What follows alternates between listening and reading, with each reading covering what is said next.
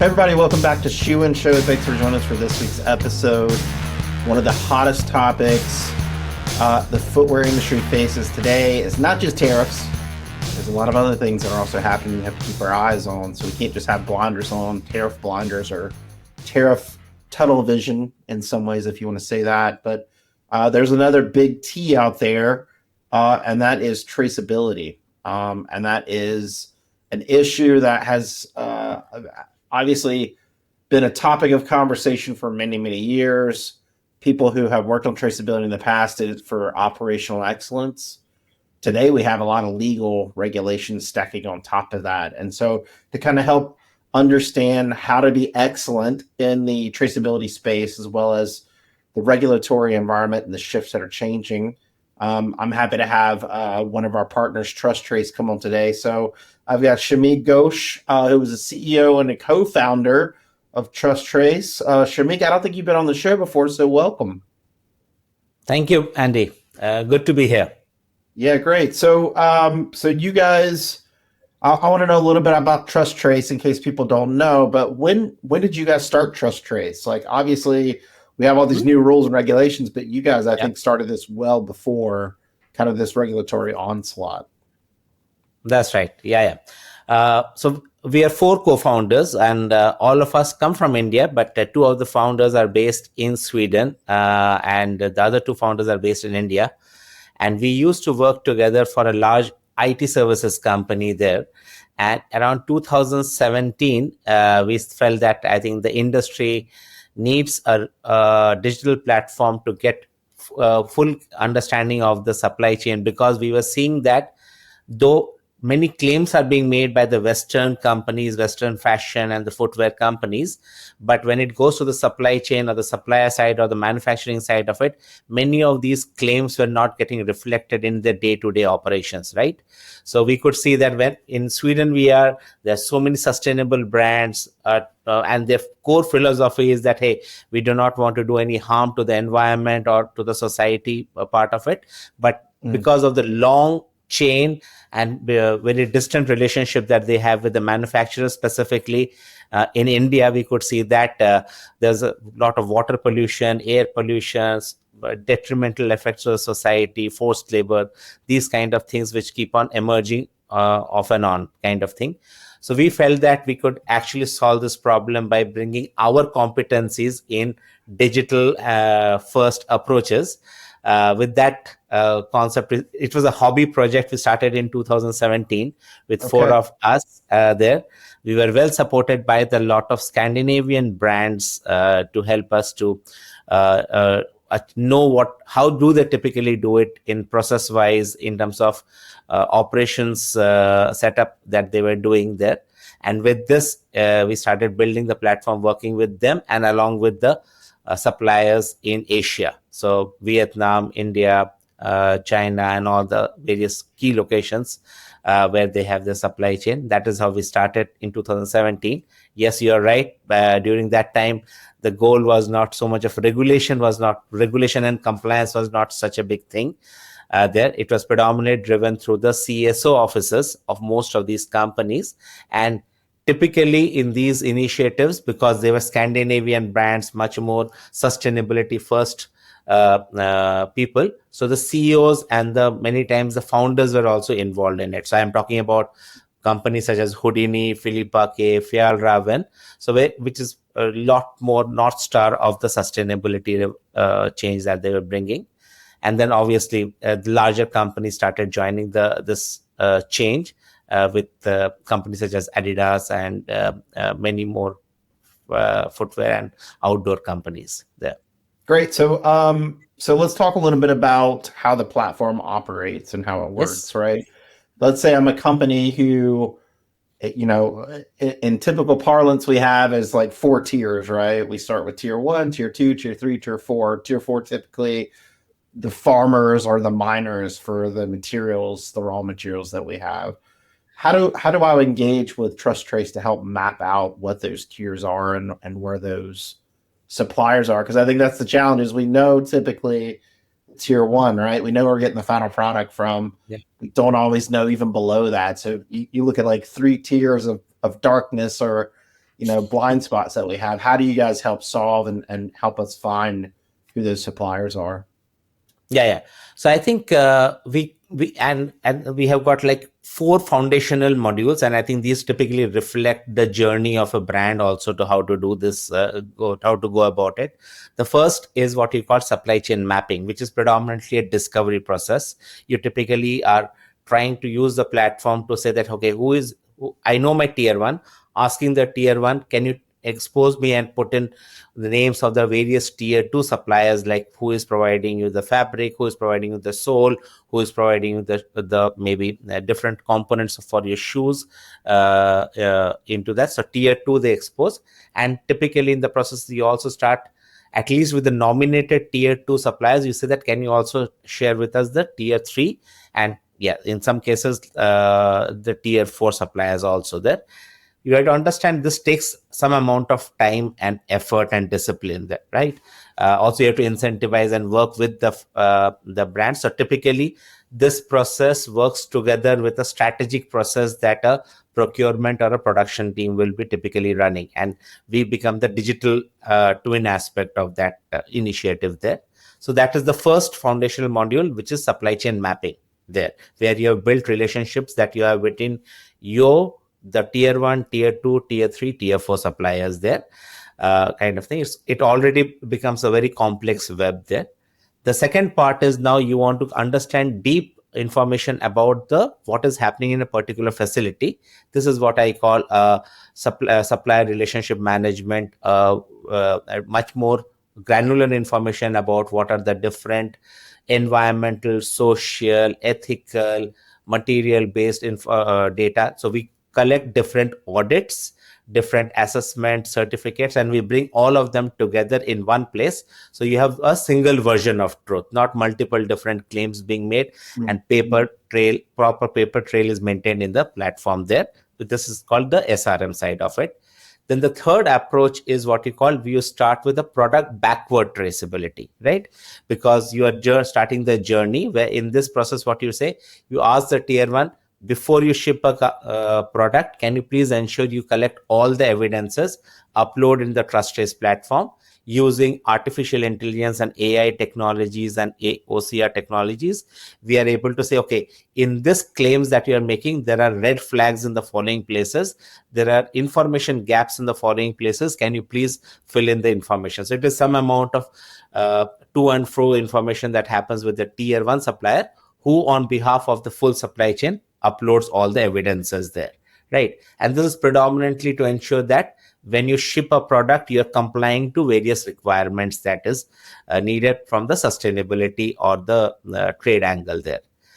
The much more detailed traceability is the fiber forward or the raw material forward traceability.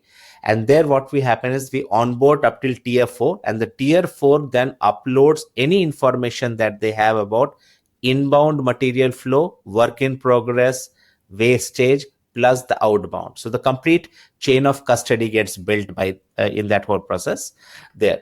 So typically, if you are a shoe company, you are repeating a lot of same products year on year, you will typically push all those products towards the fourth module, which is the real-time trace. And if you are a seasonal product, you have got maybe 1 season, 2 season, you will typically do it with a product backward approach. So to these foundational modules, then you will have a sustainability goal. Is decarbonization your goal? Is complying to UFLPA regulation a goal for you, or EUDR is a goal for you there? Then we have got something what we call special modules on top of these 4 foundational modules, through which you are able to get the right requirements, because now for EUDR you need some specific information on top of these 4 modules, is what we then help them to comply to more than 30 different kind of regulations which are applicable globally there. And now, of course, with this big tariff discussion, this foundational module also helps them to understand what is their exposure to different countries, different product supply chains, etc. there. So that's how the platform works. Yeah, so it's interesting because you're attacking different aspects with different modules and different ways of getting the data into the system. The The third one that you mentioned about how it alerts you to it red flags your problems, your gaps that you have. That seems to be very applicable now to the regulatory environment with the Forced Labor Prevention Act, but also to your point to the EU, where they're looking much more in terms of traceability, also in terms of deforestation as well. Yes. Issues around that, right? So not just forced labor, but also like environmental impact and not sourcing from areas that have, for instance, like in Brazil, where they're chopping down the rainforest, right? And so maybe speak a little bit about that from what you're hearing from the brands around their concerns and how you're helping pop up those red flags and fill those gaps. Yeah. So I think, as you said, the major problem, most of the sourcing, production, sustainability, these teams are dealing with is lack of good quality data. So that is the fundamental problem we are helping them to solve. Earlier, it has been plagued with a lot of opacity about information. They really do not know what is happening at which tier, under that tier, what is happening at different facilities within the same suppliers, etc. So we are able to bring up all this information for them too, so that they know confidently what is happening in the supply chain there. And also they can now deal with the material provenance also, because as you know, in this transformation towards much more sustainable practices, you also want to ensure, or maybe compliance activities, you have to ensure that you know that there is no exposure to materials which has got significant implication on your claims that you will be making later on there. So this is what is driving many of these companies to use the platform in a certain way there. And as you rightly mentioned, so there is EU deforestation law, right? Then you have got also the FLPA regulation in US, but there are various different FLPA regulation. Fundamentally, there are what they're looking for is at a bill of material level, you know the country of origin, you know the country of manufacturing or place of origin and place of manufacturing, plus you're also having all the evidences to prove that you have done a proper chain of custody information at a broad level. So that fundamental concept we are bringing through the foundational modules, and then some additional information that they need, be it a deforestation law where you need to know that what are the geo coordinates of the farm from which the production is happening. So through that module, we ask them that over and above whatever you're collecting, I also want you to share the geo locations. In case of forced labor prevention, you have to ensure that, hey, can you please tell me, because I'm more concerned about the cotton as a commodity, please tell me the information about cotton there. So that is how we then add multiple layers to that foundational data. Right. And this can be used much more effectively, because you have to understand the cost of collecting that base foundational data is high, but as you start applying to multiple different regulation using that core data, the margin, the gains are significant for you there. I think what you pointed on there on the geolocation, when I learned about that last year on the EU requiring like cocoa bean farms are particularly subjected to this in the European Union. But you have to map out the coordinates of your farm around. There's no way that you can manage this in Excel. There's no way, like you're getting to the point where the data is so intense that the traditional mechanisms that we've had to manage our data system just don't apply anymore. And I think what's interesting, what you guys have done is to integrate also with other partners like Centric and PLM system, so that information flows correctly to solve the problems we're looking for back and forth. I just think it's so complex now. We're living in such a complex data world that it just, my point is like this idea that we can keep doing business as usual and not use something like a TrusTrace is a little bit naive. Sandy, you bring up a very critical. So if you look at it, most of the brands and companies, they have been very focused on the consumer side of it. They know so much granular information about, okay, this is the demography in this particular geography. This is how I want to build up my store. This is how I want to engage with them online. This are the various means. But supply chain, which is also the real core part of their business, I think they have been living in a lot of the data is not very easily available, and they Yeah. have not put in a lot of investments to get that data there, right? It is and earlier when they had their own factories, they had access to such good quality data, but when they have outsourced, they have not maintained the same amount of due diligence in collecting that data there. I think there's a wealth of efficiency gains that they can make, not only from the risk compliance part of it, but overall impact, overall positioning of their industry, but also operational efficiency, right? We saw during the COVID time in itself that people, because there were supply chains which were going which were shutting down, and you had to find out alternate supply chains. People who had this quality of data were able to do switch over and switch very, very well, and they brought significant amount of financial and operational efficiency through that whole mechanism. We saw that. And you bring up a very critical point that people have said, okay, I have now implemented PLM, maybe I should get this data. But what you are missing out is what is the risk, compliance, and impact information that you have at a product level there, right? Which covers data from PLM, from the ERP system, but also from various third-party data sources. For example, WWF for biodiversity. You also have got OECD information related to carbon footprint calculation, GHG. So much of third-party data you have to bring in. So at TrusTrace, what we are doing is, of course, we work with specific IT information systems such as PLM, ERP of the brands.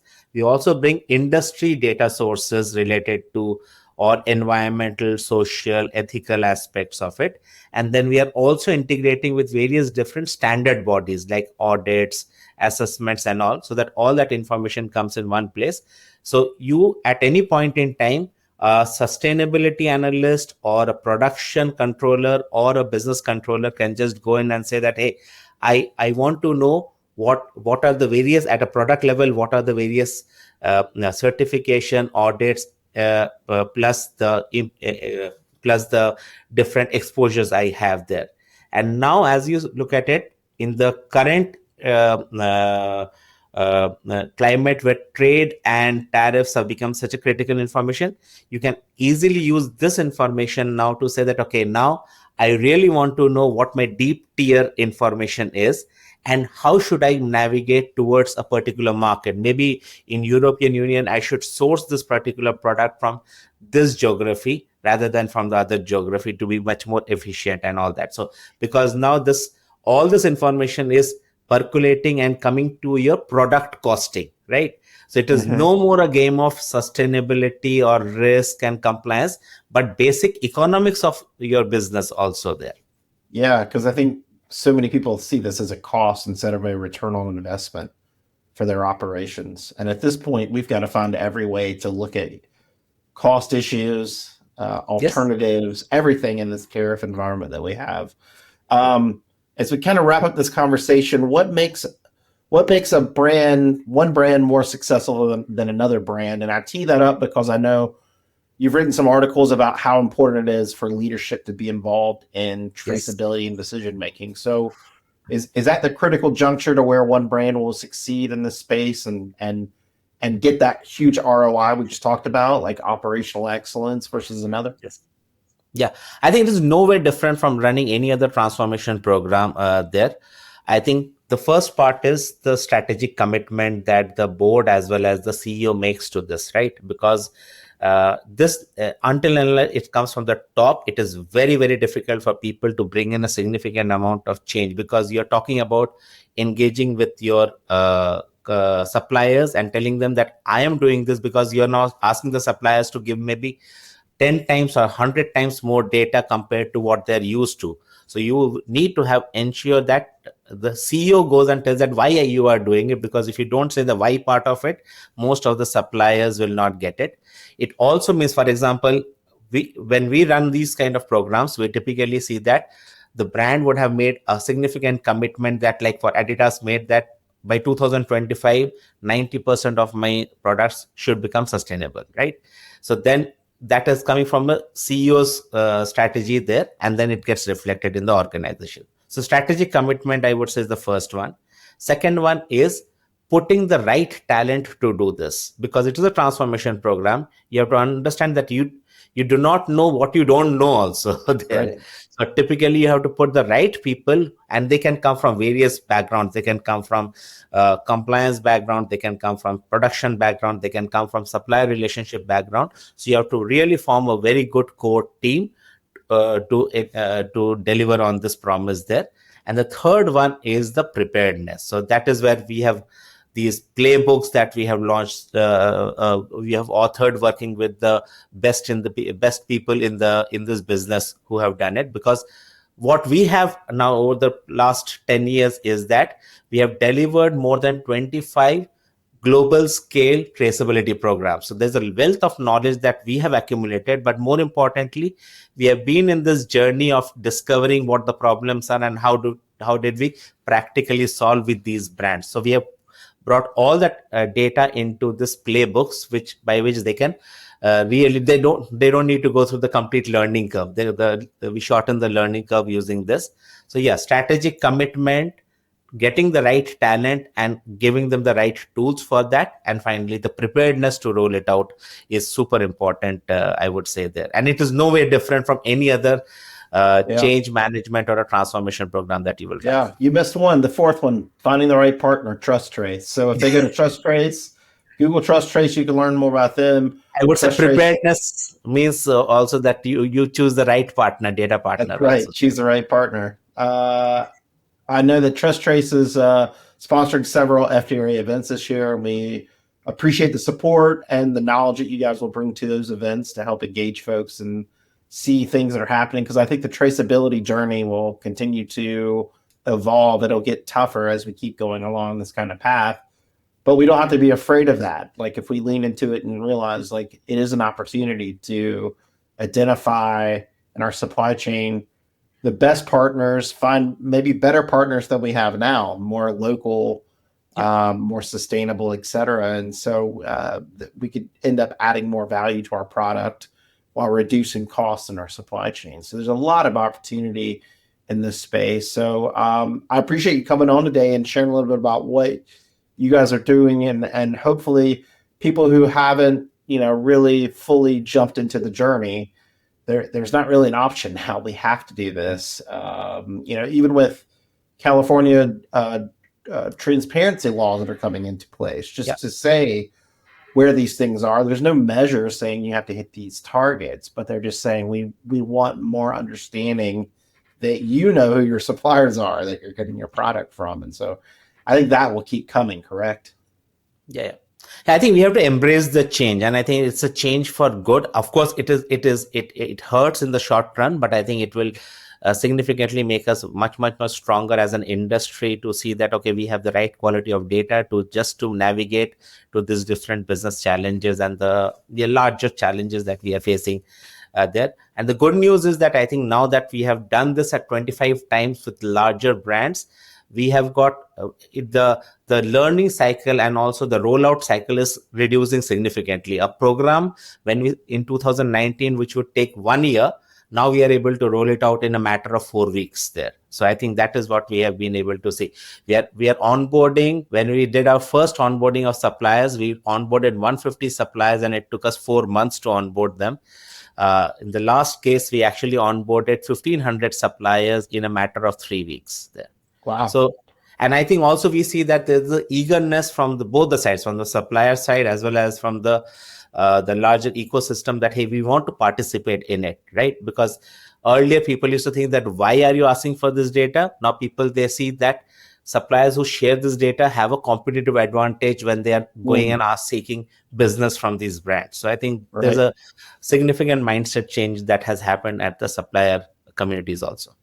Wow, that's a great point. Something to think about as well.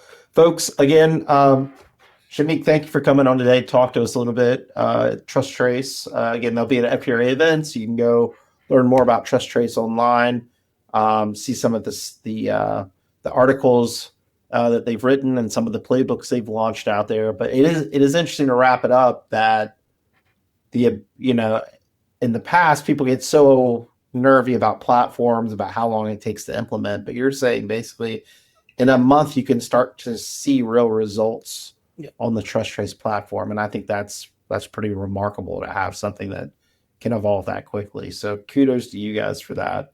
Folks, shoeandshow.com is our website with our full catalog of all our shows. Go back and listen.